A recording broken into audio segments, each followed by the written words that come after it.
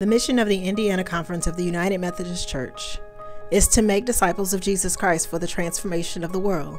By equipping its local churches for ministry. And by providing a connection for ministry beyond the local church. All to the glory of God.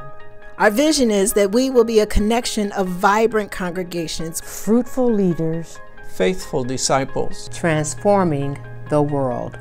Our core values are simple. Think MACC, M-A-C-C. Missional. We seek to reach the mission field globally. And Jesus came and said to them, "All authority in heaven and on earth has been given to me. Go therefore and make disciples of all nations, baptizing them in the name of our God and of the Son and of the Holy Spirit, and teaching them to obey everything that I have commanded you. And remember, I am with you always, to the end of the age." Matthew 28, the 18th through the 20th verses. Accountable. We strive for fruitfulness. My God is glorified by this, that you bear much fruit and become my disciples. John 15:8. Called. We are all called. We can only keep on going. After all, by the power of God, who first saved us and then called us to this holy work. We had nothing to do with it. It was all God's idea, a gift prepared for us in Jesus long before we knew anything about it. 2 Timothy 1:8b through 9. Connectional. Together we are stronger than one. The gifts that God gave were that some would be apostles, some prophets, some evangelists, some pastors, and teachers, to equip the saints for the work of ministry, for building up the body of Christ, until all of us come to the unity of the faith and of the knowledge of the Son of God, to maturity, to the measure of the full stature of Christ. Ephesians 4:11 through 13.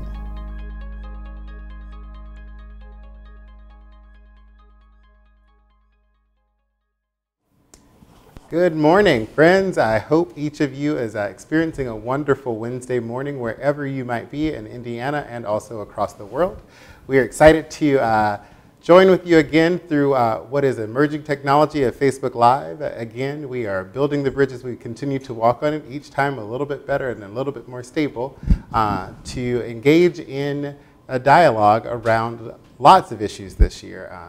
As we continue to look ahead to our upcoming annual conference and also reflect on our past, we were engaged by Bishop Trimble and the extended cabinet about an expanded core value set that really focused on what it means to be missional, and also received a challenge in that past year to and an invitation for our conference and each of our churches to begin to live into fully being missional by 2020 in the context of serving our neighbors, both near and far. So as we might say in the word globally, so globally and locally. So today we are here to engage with several leaders, Bishop Trimble, and also Reverend Jamelyn Pay Williamson of St. Luke's, and also Reverend Dwayne Carlisle. We also have to note that Doris Clark, our conference lay leader, is not with us as advertised. She was unable to make it due to a scheduling snafu, and we will have some notes from her that we'll share at some point, but I definitely want to invite you to dialogue with us for the next 30 to 45 minutes, and we're going to just dive in. Bishop Trimble, what is United Methodism in Indiana, and what does United Methodism do for Indiana and the world? How do we serve missionally? What does that mean for you as an Episcopal leader, and also as you look at shepherding us as a conference?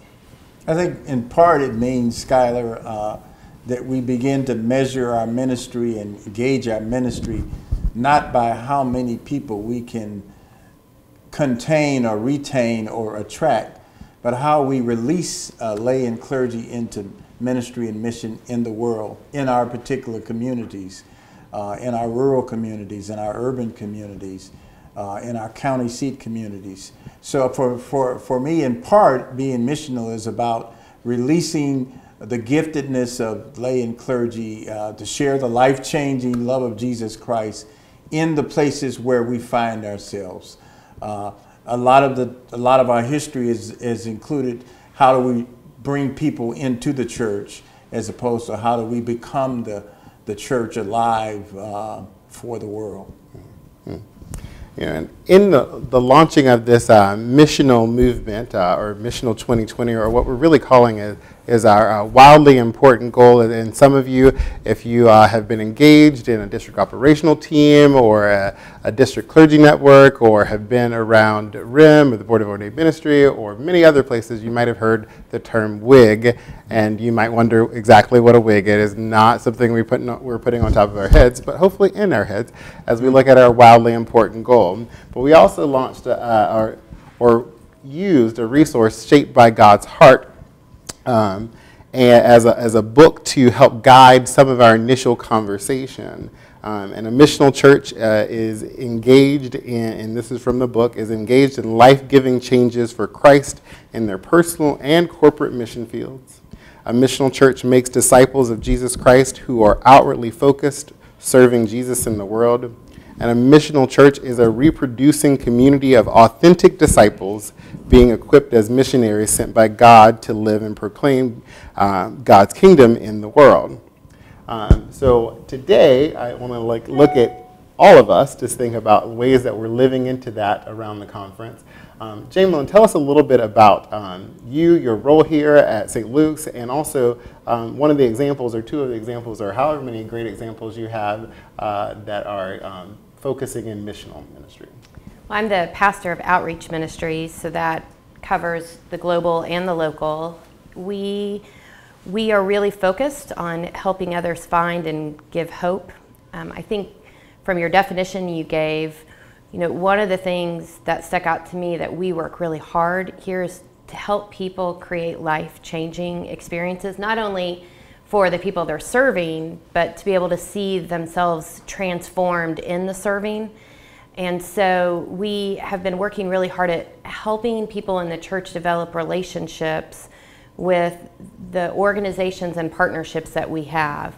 Instead of just going in and sort of doing a few things and, I always say I think we have a tendency sometimes to break our arms while we pat ourselves on the back. And so we're trying to get as far away from that as possible by saying, I'm gonna get to know you before I figure out what I'm supposed to be doing here. And so one of the ways that we have been able to get involved in Crooked Creek community, which is just kind of a stone's throw from St. Luke's, but has, it's 71st and Michigan Road. Everyone thinks that it's urban city Indianapolis that has all the urban issues, but that is certainly not the case.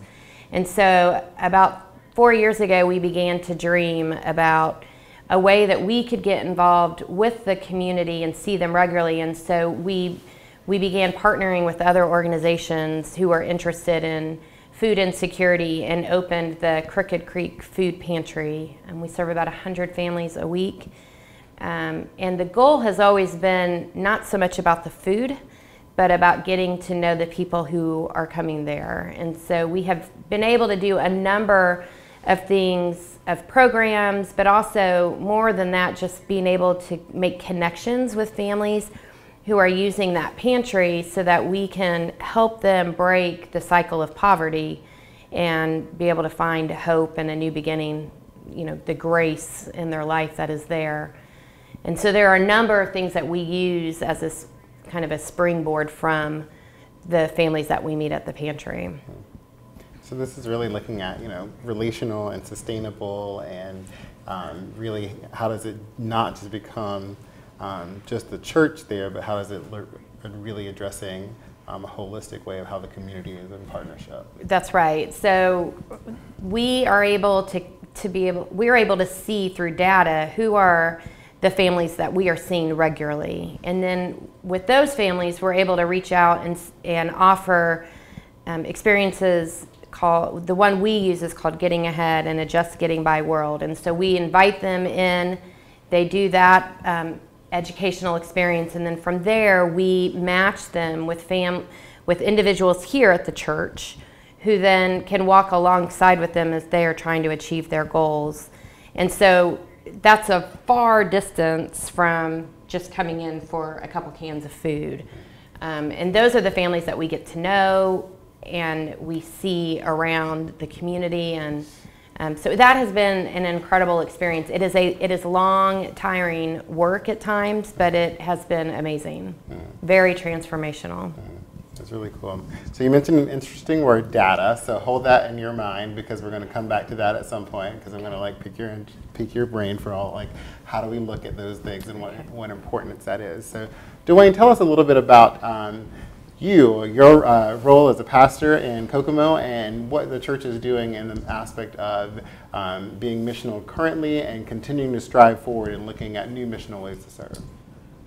The thing that I think about when we talk about being missional is moving beyond just programs, but having authentic relationships with people. We just, several of the extended cabinet went to Washington, D.C. a few weeks ago, and we celebrated the work and the life of Dr. King.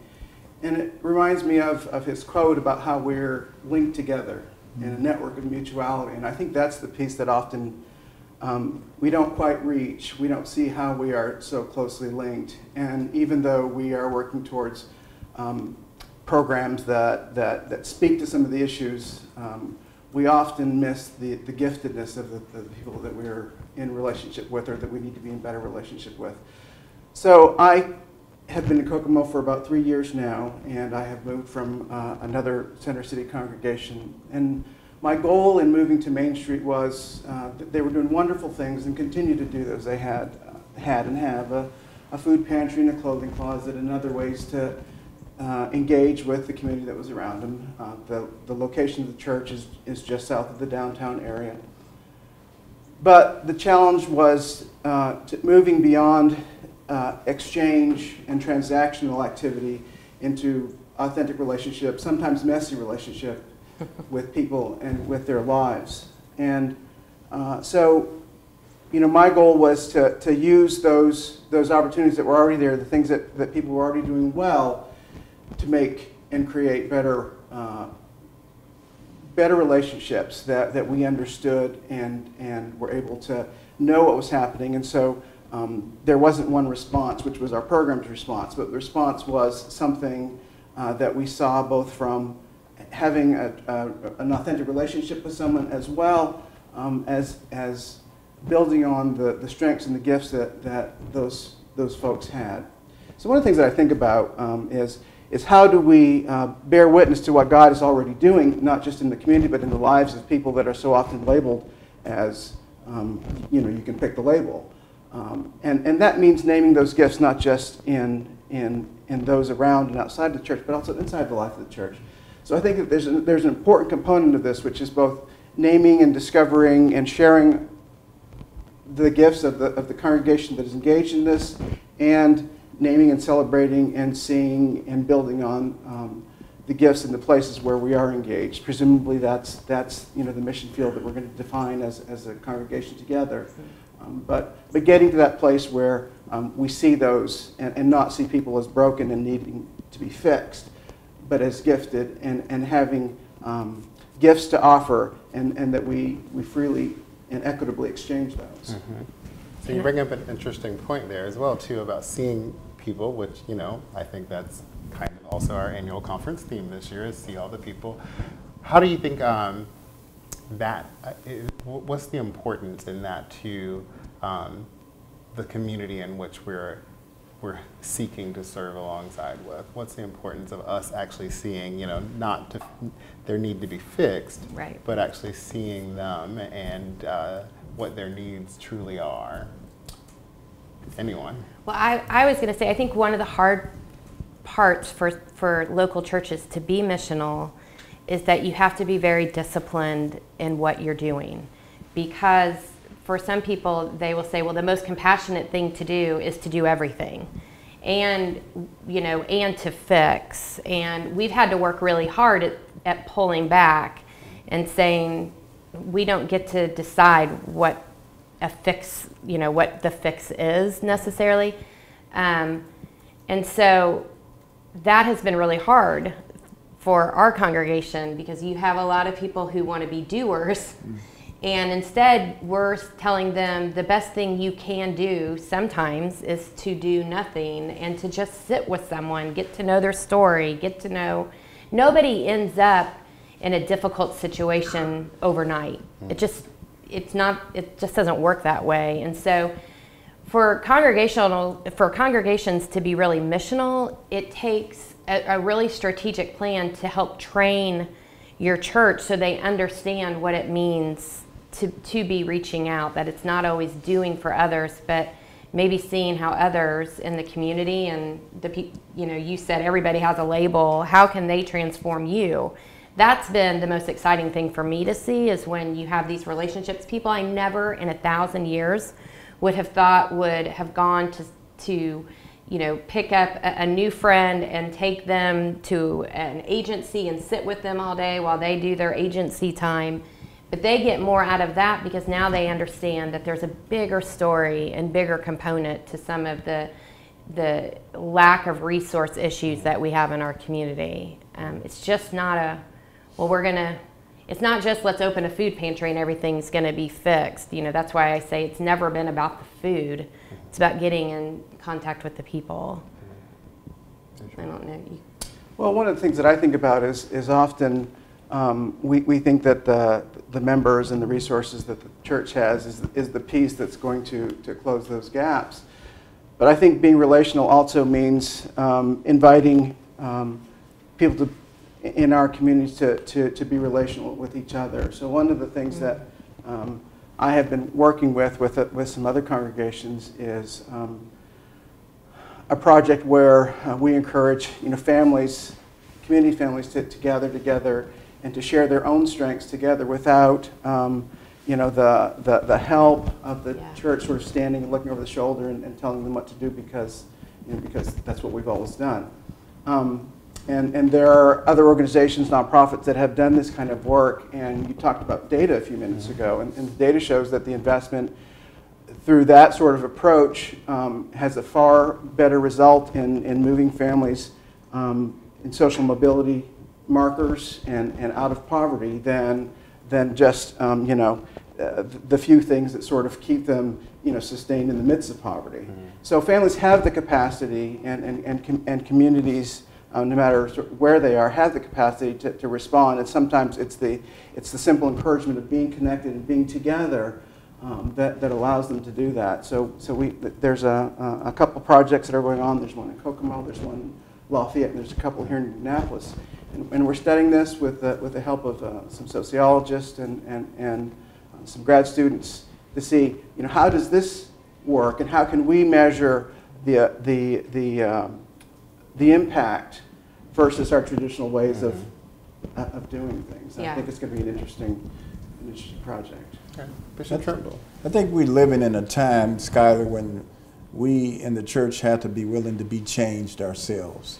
It's easy, I think, when we approach some of our community problems or challenges as we see them, to end up objectifying people, making them objects, as opposed to allowing us to be vulnerable enough to really begin to experience community in different ways, to be changed by our mission field. So I think it's an exciting time for us to accept the challenge to see all the people, and for people like these two pastors who are practitioners in being missional to help us explore what does it mean for us to let the church be changed by being missional and by actually creating space for real community. There's a lot of, as one person coined it, we have a lot of containment churches where we really want to contain the ministry in the church and care for ourselves, and we have to be confessional in this. And as a bishop, I have to be confessional. How do we keep the churches alive? How do we keep the churches open? And then we become containment institutions, like a container that keep, as opposed to really letting God break us open.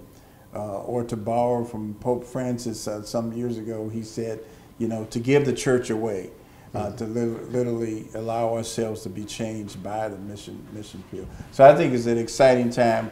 as we approach the coming conference to not only use the slogan, if you will, see all the people, but really to be seen by all the people, and to be willing to be changed.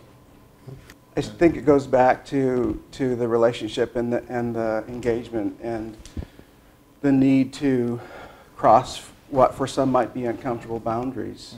And we can imagine those are all sorts of things, whether they be income, race, all sorts of things that we as human beings artificially divide ourselves from one another. And so sometimes the challenge is to lead us and to break those down so that we can have better relationships. And those happen one-on-one. They don't happen, with a big group and another big group, because we tend to group ourselves, in places where we're comfortable. And those have to be demonstrated, and we have to hear the stories of how transformation, how the Holy Spirit has worked, how God has been at work, and how we bear witness to that. And that God does that we can't do that, but we simply are the ones that share that testimony. I think of an example, if you don't mind me telling a story, and I only heard it recently, but there was a member of my church who had been long time sober, and most folks wasn't even aware of it, and there was a community member who he had gotten to know, and just very quietly began to walk alongside him, got to know him, the things that were going on in his life, and was that person who could have that connection because of some shared experience that they had, and the friendship that they have made, and the individual who he connected with now has been working regularly, and has really been transformed because he made this one quiet relationship with someone else, and the rest of the congregation never knew about those things, and that's good, and yet that's how do you bear testimony to something that's so deeply personal? So those are some of the challenges in how we bear witness to it, but also in the ways that people's lives are their lives.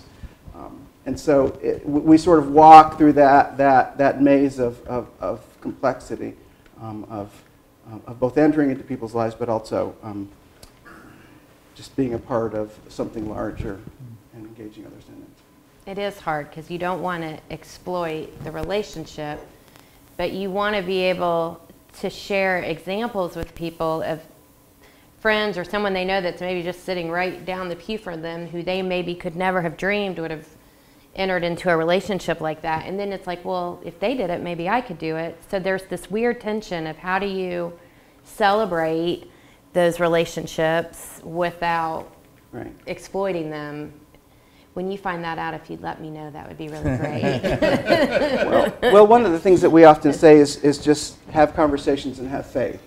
And often you will find that when you even ask your own folks who are sitting in the pews, have you had a conversation of any substance with, say, this other person, and encourage that, and somehow it happens. And they will come back to you and they'll say, wow, I never knew this about that person, and I've worshiped with them for, years and years. And so, I mean, it's both an encouragement that we have to have deeper, more meaningful conversations inside the life of our congregation, but also take those practices and use them as we try to engage in people that are outside the walls of our church, that are doing things in different ways. That reminds me, Skylar, that one of the books that I'm just kind of rereading, one of the co-authors is our own Doug Anderson, but I think the book is Get Their Name, but it talks about two mission fields.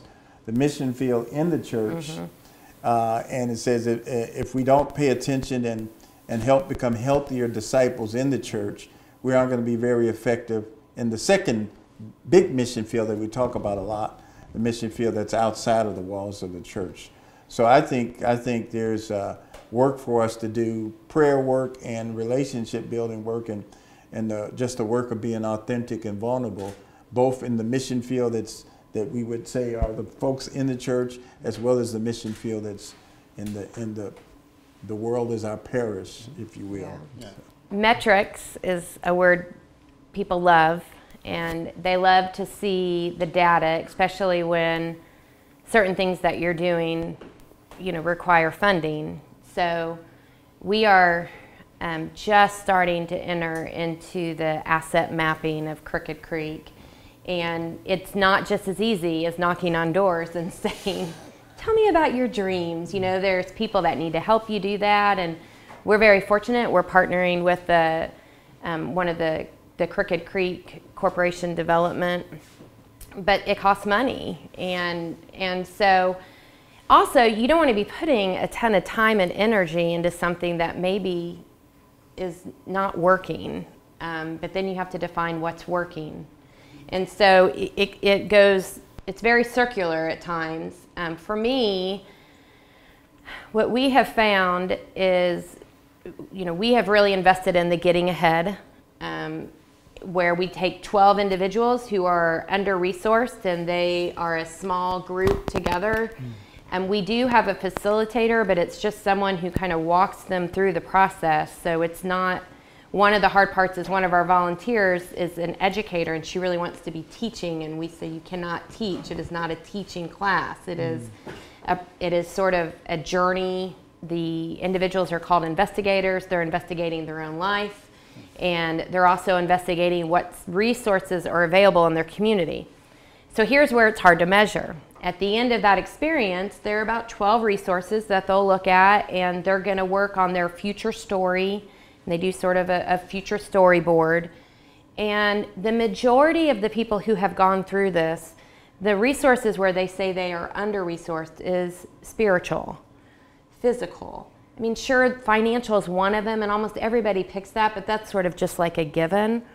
And so how do you measure where someone is spiritually? It's hard to do that. Physically, we had one woman who picked physically. That one was pretty easy to measure. She started getting a lot more healthy. She used to come in with a cane, and she's off the cane completely. Financially, you can look, but what had occurred to me is that I almost prefer when they pick their resources they're lacking, that it has nothing to do with finances. Because what happens is on those other ones where they're under-resourced, maybe they're under-resourced in social capital, or they're under-resourced in relationships. They're in a toxic relationship with someone that they need to let go of. You can begin to see in 6 months that they are looking more whole than they did when they first started. But how do you measure it? And so that some of the measurement, I think, comes from when we're trying to sell this idea in some ways, is saying you're just going to have to trust us that it works. And so that works with some people, but not with with everyone. But one of the things is we don't end our 8-week educational journey with them. We ask them to stick with us at least 18 months, and so we are able to continue seeing them, engaging with them, hearing their stories, and knowing, okay, here's someone who was in a really toxic relationship with an addict. They were able to get out of that relationship. They were able to get into stable housing. So you almost have to plot it just through stories. Datas are great, but stories are better. Yeah. And so that's what we have kind of leaned on. I think it's difficult.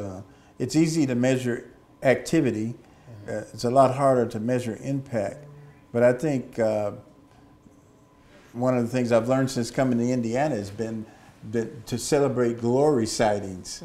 And so as we see lives impacted, I think it is important to find ways to do some measurement of, are we being fruitful in our ministry? So while it's easier to count how many people are sitting in a room, but it's a lot more difficult to see how many lives are changed by the way in which we're engaged in ministry. But I do think sharing glory sightings and telling stories and chronicling the ways in which we've experienced change ourselves is worth it, worth the investment. So, are we missional to get people in our pews?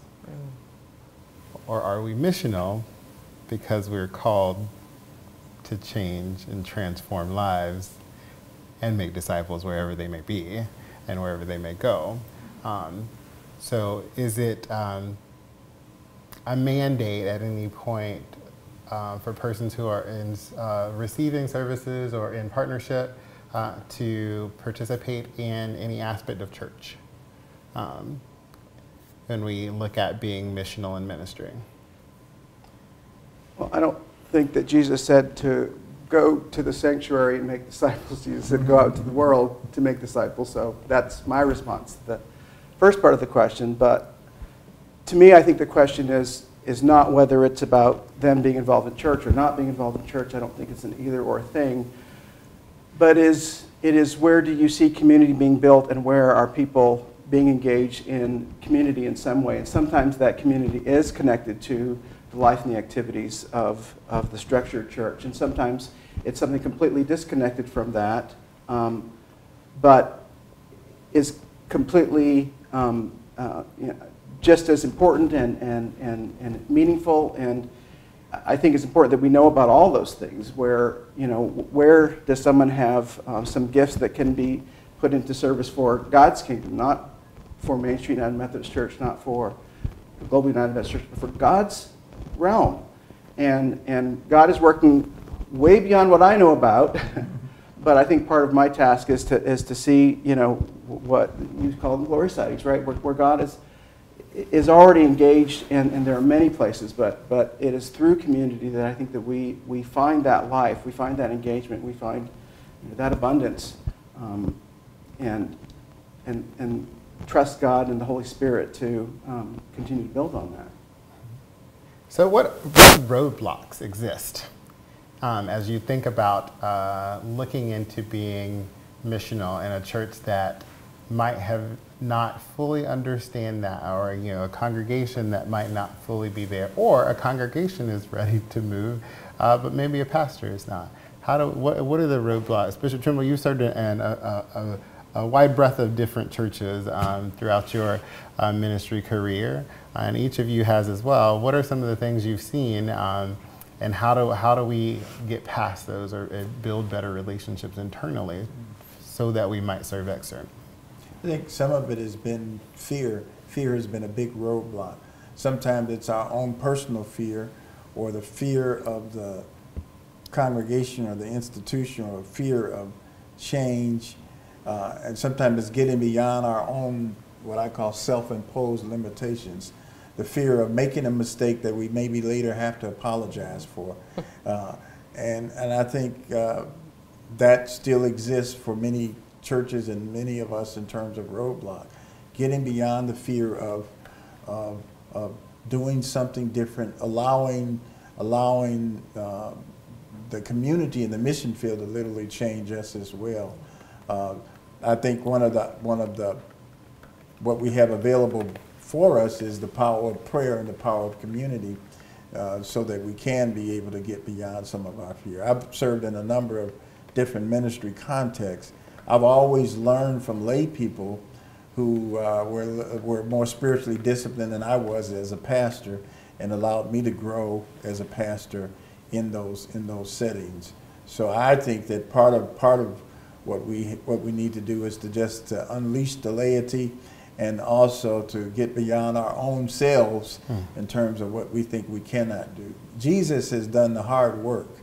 So the death and resurrection of Jesus Christ has been done. So our sharing the love of Jesus Christ is what our main mission is to do. And I think some of what's been blocked for me, and I think for many of our churches, has been our own fear of difference, fear of doing differently, fear of seeing things, fear of no longer being the way we currently have been.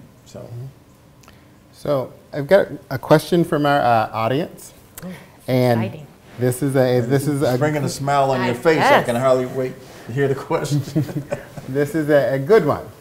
So it has been said, and I'm sure we have heard it all in many different places, that the cabinet, the bishop, the senior pastor, the discipline doesn't want people who have the guts to innovate, to be different?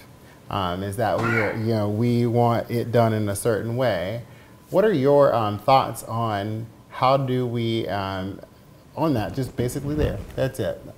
Well, I would disagree that I don't think the cabinet doesn't want that to happen. In fact, I keep stumbling every week that I live in Indiana, people who are innovating and doing things in a different way I don't know about, and that's a good thing. I'm glad I don't know all that God is doing. I would encourage people, I've done that when I met with the younger clergy, and I've done that in other places. I would encourage people to be faithful to what God is calling you, recognizing that we are doing ministry in community. So we're doing ministry, whether it's an extension ministry in an institution or in a local congregation. So it's not solo ministry. But I think we do need to. We need to do more risk taking. We need to engage communities in different ways. We have immigrant communities all across the state of Indiana, new people, new demographics. So I would encourage people to be innovative. But we are United Methodist, so we do have, structures and processes that I think we can work within. And hopefully they are not so stifling and limiting that keep us from doing things in a creative way. Mm-hmm. These folks are doing things that I probably don't even know about. I've never felt like I've been held back from being innovative. Maybe I'm a trailblazer that way, I guess. But yeah, I mean, I feel like if God gives you the vision for it, and you're sticking true to who we are as United Methodist, then I'm not really sure how you can't be innovative. There's always 1,000 ways to do things. That's I think the fun part of it. We are, as a denomination, our theology calls us to be transformational. We have this idea that the resurrection calls us to understand that grace is available to every single person. And so for people who are finding themselves living on the margins, God's grace says you don't have to be there permanently, that tomorrow gets to be a new day and there are new opportunities and we're called to live in community with each other. And so, that's to me defines who I am and the work I do is living out God's grace and offering it freely to whomever. And so I just kind of take that and be innovative with it, I guess. I'm not sure what you think. But the fact that this person has this perception means that there's something there, right? Sure. And I can think of ways that one can be in a congregation or some sort of setting that has tried to manage things, and because we want order and the way things are to be the way things are. And so I think maybe the pastoral challenge might be, how do you help get those things out of the way so that this person who wants to be innovative and creative can be, and I think that has to be clearly stated. When I went to Main Street, that was one of the things that I said. I'm not going to get in the way. If you want to do something, one, I want you to make sure that you are partnering with people that you have discerned, that you have prayed about this, but go do. There's a book written by a community building expert, if you will, named Peter Block, and the title of the book is "The Answer to How is Yes," right? I mean, and that says it all, does it not? Yeah. How are we going to do this? Well, we're going to try. We're going to learn. If we fail, we're going to learn from that. If we succeed, we're going to try to understand why we succeeded. But we're going to go out and try and do things. And so I hope that from what you both have just said, that if people feel like there's not room for them to experiment, that they'll try again and find, do it anyway.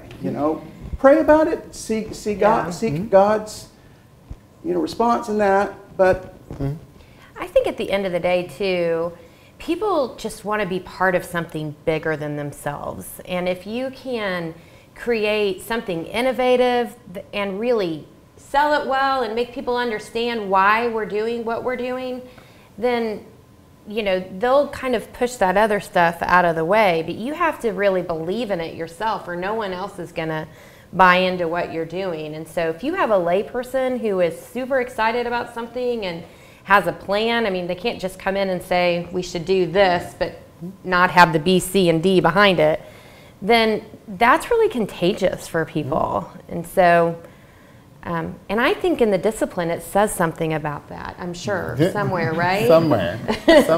I'm sure in my polity class I saw that somewhere. You know, I think it's also really important for us to realize, I mean, there are some things, like there are non-negotiables. I mean, we will be connectional. That's who we are. That's a part of our Wesleyan DNA as United Methodist. But also, too, I think it comes from, and it's very important, it's one of the very first interviews I did here in Indiana. It was with Ned Steele as he was retiring. And Ned, and when I asked him for advice to persons who are coming into the system, lay people, or persons who still have many years to serve within the system, is to think about like where your calling is, like what you're called to do, and figure out how to articulate that to your church, to your pastor, to your district superintendent, to your bishops, to your friends and family, because the more that you can tell that story, the more that you can build on that dream, get feedback from others, and also when those people who are in the room, who have the ability to think about placing you in places where you can serve that, then they know it clearly.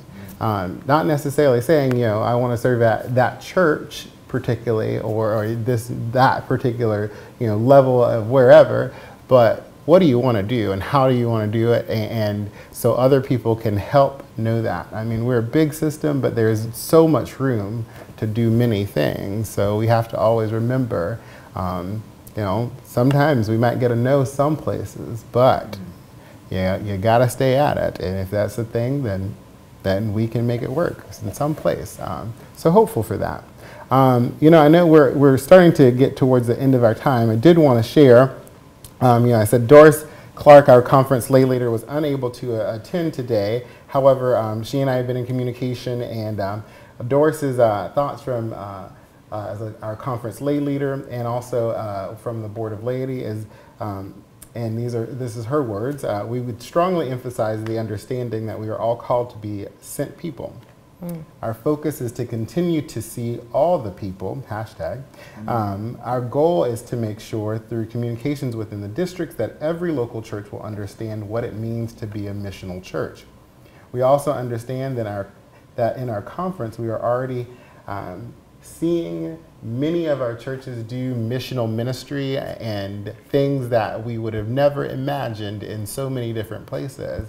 And so from this starting point, in partnership with the bishop and the Office of Communications and our Board of Laity and the extended cabinet, is we're hoping to continue these type of conversations to highlight what it means to be missional, to highlight who is doing missional ministry, to unearth lots of different things, to hear from lots of different voices, because we all have room to grow in this place, and there's so much need in so many places.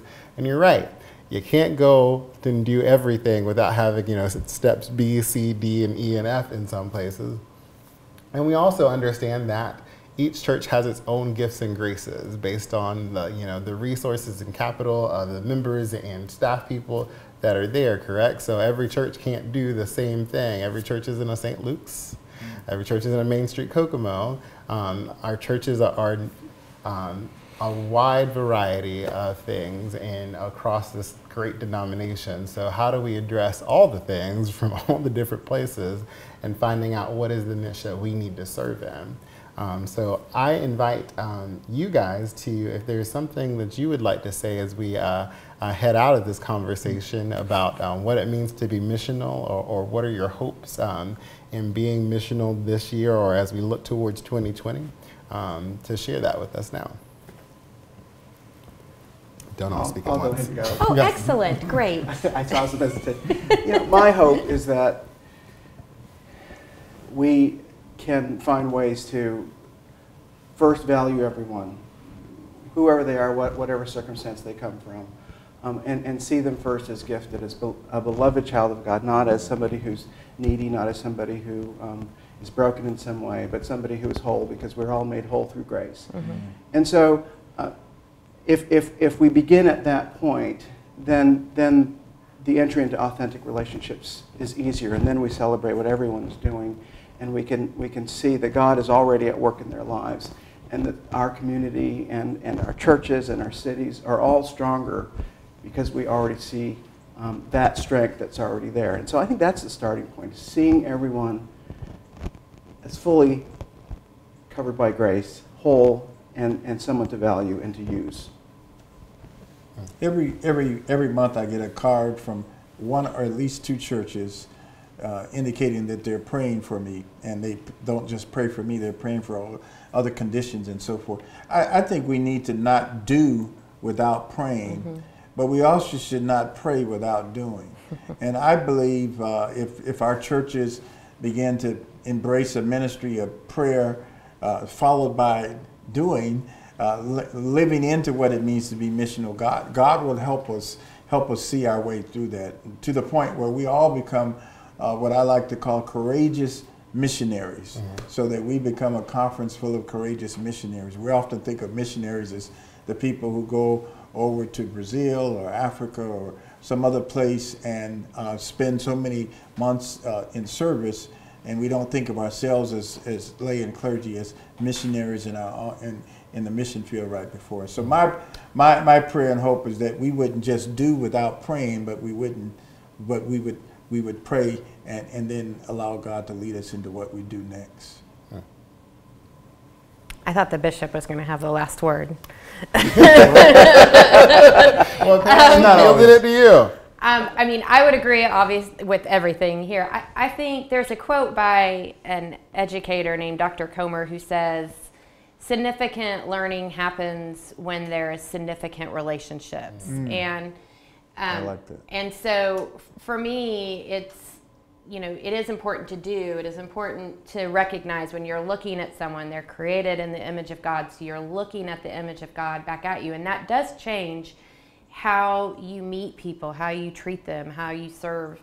And but even more than that is just recognizing that a significant relationship can create learning, not just for those who we as a church feel we are called to serve, but as a church, when we are engaging in the community, we begin to learn more about ourselves than anything. So I have to say thank you to each of you for participating in this inaugural missional conversation, and for offering yourselves and your leadership ideas to the rest of the conference. You guys out in the audience, I think there are many other resources that are available to you. We're starting to curate more through our website, and you'll see more in the coming months and weeks, especially as we lead into annual conference. If you are not familiar, there's also an opportunity to learn some more about what it means to be in missional ministry and with mission and justice in April 21st at Grace UMC Franklin at the Mission and Justice 2018 Summit, Respond. And that has a wide variety of things for us to learn and engage with as the church. One of the books that we mentioned here today is also Shaped by God's Heart, which is by Mildred Menatrea, because I've been pronouncing it Menatra for a while. So thank you, Duane, for that education today. And also another book is Canoeing the Mountain by Rod Bolsinger, as well as another great book to begin conversation with about what it means to be missional in the church. So without further ado, I thank you all for being with us this afternoon or morning or day or whatever time it might be. It's noon, it's 12:08. So I hope you have a wonderful rest of the day and a great week. Thanks all. Bye-bye. Bye.